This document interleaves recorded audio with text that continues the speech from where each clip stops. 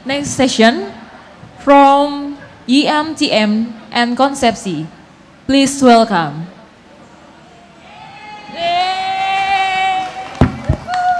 Tepuk tangan untuk Konsepsi dan YMTM. Ayo, selamat siang. Ini jam yang sangat riskan karena semua perut sudah pindah ke mata ya. Oke. Nama saya Leonie, saya dari Caritas Germany. Kali ini kita akan menyaksikan presentasi dari dua mitra kami, yaitu Yayasan Mitra Tani Mandiri dan Konsepsi.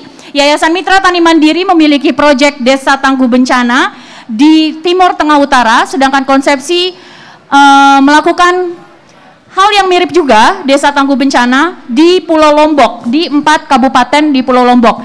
Kami serahkan untuk Konsepsi dan Yayasan Mitra Tani Mandiri.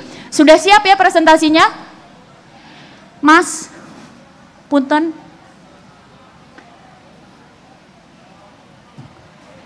Atas, yang duluan siapa? Di situ. Karena kita waktunya 30 menit, jadi 10 menit untuk YMTM dan 10 menit untuk Konsepsi. YMTM terus, oke. Ini Konsepsi dulu ya? Oke, iya. Oke, silakan. Saya serahkan kepada Mas Hairul dari Konsepsi, kemudian nanti dilanjut oleh Om Pet dari Yayasan Mitra Tani Mandiri. Silakan, terima kasih. Terima kasih Mbak Leonie. Assalamualaikum warahmatullahi wabarakatuh. Selamat pagi, salam sejahtera. Selamat siang ya. Salam sejahtera untuk kita semua. Perkenalkan sebelum saya masuk ke sesi slide, mungkin saya bisa bercerita sedikit profil atau probing program kami bersama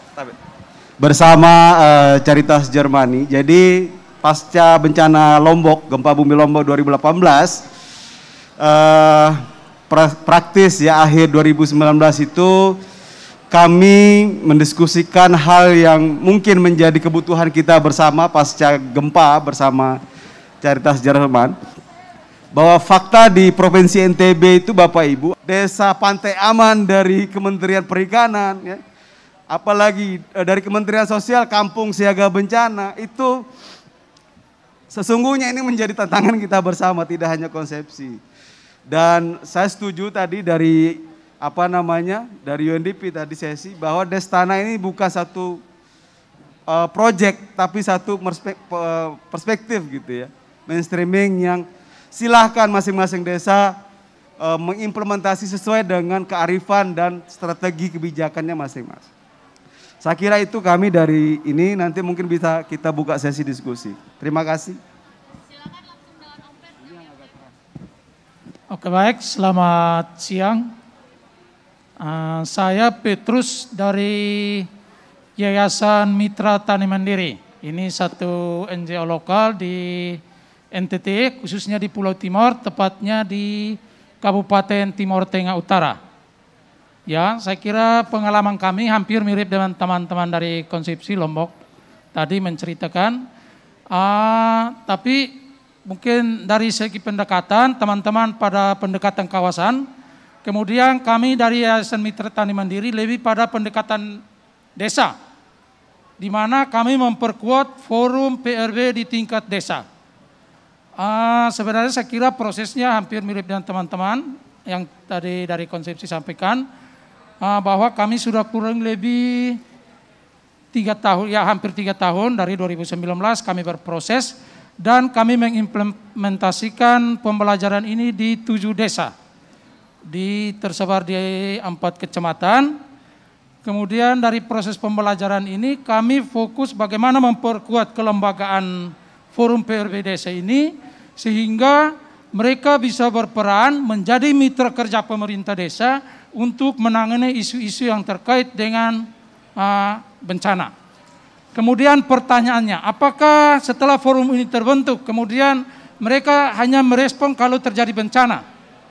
Ini juga menjadi pertanyaan, karena kalau forum ini dibentuk kemudian hanya merespon saat terjadi bencana, dan bila tidak terjadi bencana forum ini bisa bubar.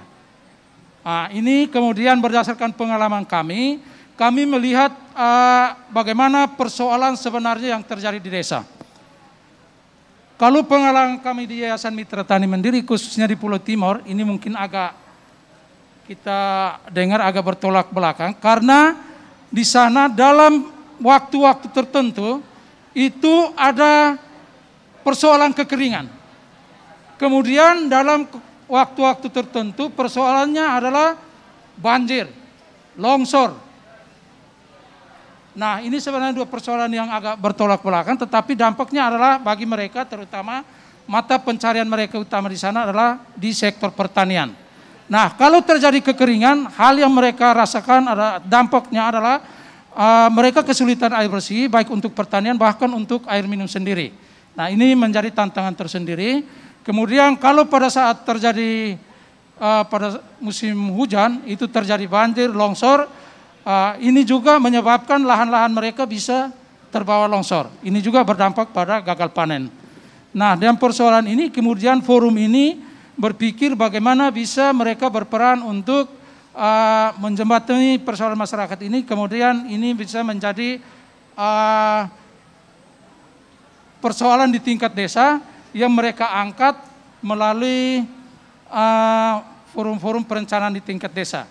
Jadi prosesnya setelah forum ini terbentuk, kemudian mereka coba melakukan kajian risiko bencana.